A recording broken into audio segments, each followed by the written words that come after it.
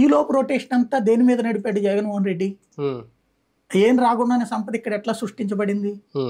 ప్రభుత్వం 50,000 కోట్లు అప్పులు తెచ్చి ఏడాదికి ఇస్తే దాని ద్వారా 50,000 కోట్లు ఇక్కడ ట్యాక్స్ పెరిగింది.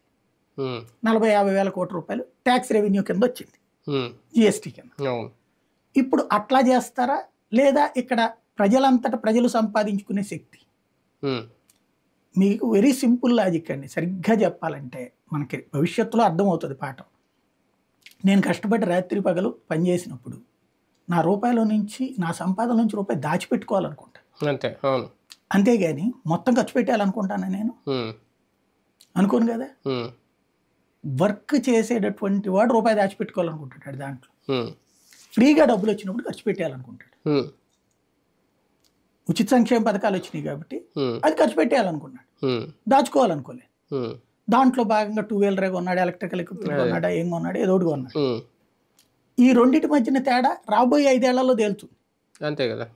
ఉచితాలు ఇస్తే డబ్బులు ఖర్చు పెడతారు, వాళ్ళంతటా వాళ్ళు శ్రమిస్తే ఖర్చు పెట్టడానికి ఇంట్రెస్ట్ చూపించరు.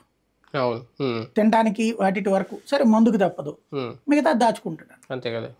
కానీ గత కొద్ది రోజులుగా రాష్ట్రంలో జరుగుతున్నది వైసీపీ నాయకుల మీద దాడులో లేదంటే శిలాఫలకాల ధ్వంసము, అంటే ఎన్నికల ఫలితాలు వచ్చిన తర్వాత కంటిన్యూ అవ్వడం, కేసులు, ఇవన్నీ. దీని మీద ఎప్పుడు పవన్ కళ్యాణ్ గారు స్పందించలేదు, అంటే డైరెక్ట్గా ఎప్పుడు మాట్లాడలేదు. కానీ నిన్న అక్కడ ఆత్మీయ సమావేశంలో మాట్లాడారు.